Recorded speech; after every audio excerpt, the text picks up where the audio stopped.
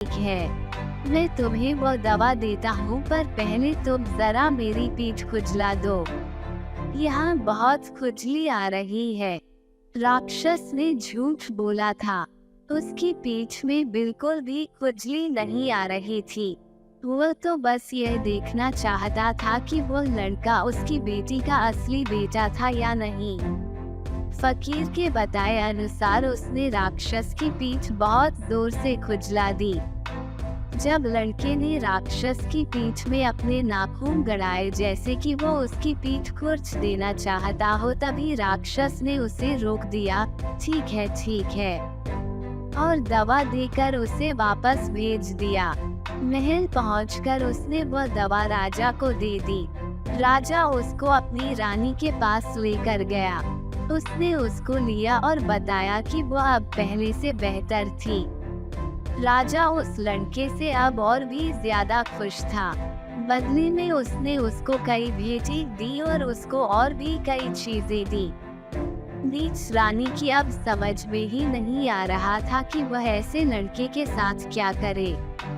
वह तो मादा चीते से भी बचकर आ गया था, उसके पिता से भी बचकर आ गया था। भगवान ही जानता है कि ऐसा कैसे हुआ, पर अब वो उसका क्या करे। आखिर उसने उसको अपनी एक बूढ़ी दादी के पास भेजने का प्लान बनाया, जो उसी जंगल में उसके पिता के घर के पास ही रहती थी। उसको पूरा भरोसा था कि इस बार वह जिंदा वापस नहीं आ पाएगा। तो उसने राजा को बुलाया और उससे कहा कि मेरे घर में मेरी एक बहुत ही कीमती कंघी है, मुझे वह चाहिए। मेहरबानी करके उस लड़के को मेरी वो कंघी लाने भेज दो। जब वो जाने के लिए तैयार हो तो मुझे बता देना, मैं उसको अपनी दादी के नाम चिट्ठी दे दूंगी। राजा ने उसकी बात मान ली और लड़का उससे उसकी दादी के नाम चिट्ठी लेकर चल दिया।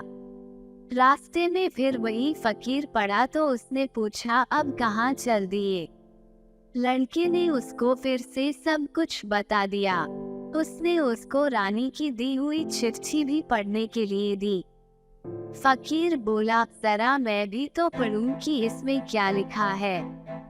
पढ़कर वह बोला, क्या तुम जानबूझकर मौत के मुंह में जाना चाहते हो? ये चिट्ठी तो तुम्हारी मौत का परवाना है। कंघी का तो केवल बहाना है। सुनो इसमें क्या लिखा है। इस चिट्ठी का लाने वाला मेरा बहुत खास दुश्मन है। मैं अपना कोई भी काम तब तक पूरा नहीं कर पाऊंगी जब तक यह जिंदा है। जैसे ही यह तुम्हारे पास पहुंचे इसको मार देना, ताकि मैं इसके बारे में फिर कुछ न सुनूं। जैसे ही लड़के ने यह शब्द सुने वह तो डर के मारे थर थर कांपने लगा, पर वह राजा को दिया हुआ अपना वायदा नहीं तोड़ सकता था। उसने यह पक्का इरादा कर लिया था कि वह राजा का काम पूरा करेगा, चाहे उसकी जान खतरे में ही क्यों ना हो। तो फकीर ने वह चिट्ठी तो फाड़ कर फेंक दी और एक दूसरी चिट्ठी इस तरह लिखी, यह मेरा बेटा है। जब यह तुम्हारे पास पहुँचे तो इसका खास ख्याल रखना और इसको बहुत प्यार से रखना। यह लिखकर उसने यह चिट्ठी लड़के को दी और कहा कि वो उसको नानी कहकर पुकारे और उससे बिल्कुल डरे नहीं। लड़के ने वह चिट्ठी ली और जंगल की तरफ चल दिया। राक्षसी के घर पहुंचकर उसने जैसा कि फकीर ने उसे सलाह दी थी, राक्षसी को नानी कहकर पुकारा और फकीर की लिखी हुई चिट्ठी उसको थमा दी। चिट्ठी पढ़कर उसने लड़के को गले लगाया और अपनी बेटी और उसके शाही पति के बारे में काफी कुछ बातें पूछी। राक्षसी ने जितना अपनी तरफ से सोच सकती थी लड़के पर पूरा ध्यान दिया और उसकी सुख सुविधा का भी पूरा ख्याल रखा। जब वो वहां से चलने लगा तो उसने उसको बहुत सारी भेंटें दी, जिनमें से एक साबुन की शीशी थी जिसकी अगर एक बूंद भी जमीन पर गिर जाए तो वहां एक बहुत बड़ा पहाड़ खड़ा हो जाता था। एक शीशी भरकर सुइयां थीं जिसकी अगर एक सुई नीचे गिर जाए तो एक बड़ी पहाड़ी खड़ी हो जाएगी जिस पर नुकीले कीले गड़ी होंगी।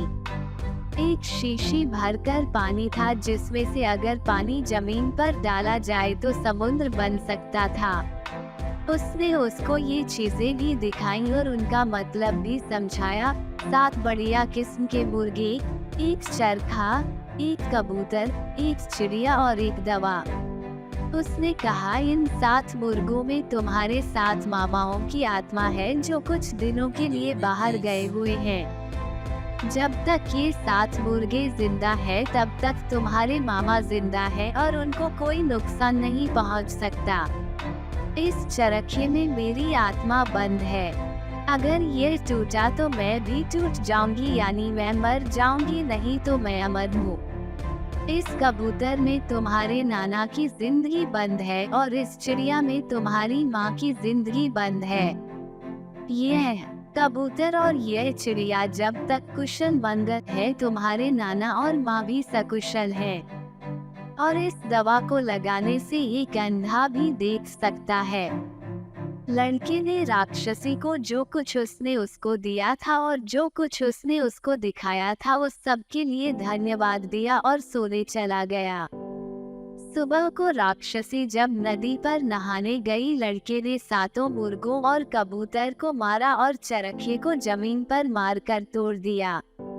उसी समय राक्षसी, उसका पति और 7 बेटे मर गए।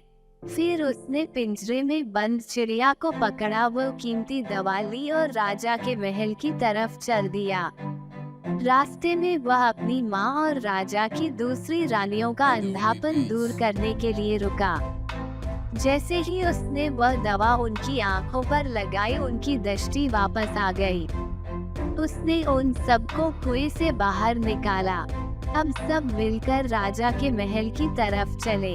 महल जाकर लड़के ने उनको एक कमरे में इंतजार करने के लिए कहा और फिर वह राजा के पास गया और उसको अपनी माँ से मिलने के लिए तैयार किया। उसने कहा, राजा साहब, मैं आपको कई भेद बताना चाहता हूँ। मैं आपसे प्रार्थना करता हूँ कि आप उन्हें ध्यान देकर सुने। आपकी पत्नी एक राक्षसी है और वो मुझे मारने का प्लान बना रही है क्योंकि वो यह जानती है कि मैं आपकी कई पत्नियों में से एक पत्नी का बेटा हूँ जिनको आपने अंधा करके एक सूखे कुएं में डलवा दिया था। वो डरती है कि मैं एक दिन आपकी राजगद्दी का वारिस बन जाऊंगा, इसलिए वह चाहती है कि मैं जल्दी से जल्दी मर जाऊं। मैंने उसके पिता, माता और 7 भाइयों को मार दिया है और अब मैं उसको मारने वाला हूँ। उसकी जिंदगी इस चिड़िया में बंद है। कहकर उसने उस चिड़िया का गला घोंट दिया। रानी तुरंत ही मर गई। फिर वह राजा को अपने साथ ले गया और उसकी 7 रानियों को दिखाकर बोला, ये आपकी 7 असली रानियां हैं। आपके घर में आपके 7 बेटे पैदा हुए जिनमें से 6 बेटे खाने की कमी की वजह से मारकर खा लिए गए। मैं 7वां अकेला जिंदा बच रहा। यह सुनकर राजा बिलख बिलख कर रो पड़ा, ओह, यह मैंने क्या किया, मुझे धोखा दिया गया। इसके बाद राजा ने अपने बेटे को राजा बना दिया। वह भी अपनी साबुन की सुइयों की और पानी की जादुई बोतलों के सहारे अपने राज्य से लगे हुए राज्यों को जीतने में सफल रहा। बूढ़ा राजा अपनी 7 पत्नियों के साथ शांतिपूर्ण जिंदगी बिताता रहा और आनंद करता रहा।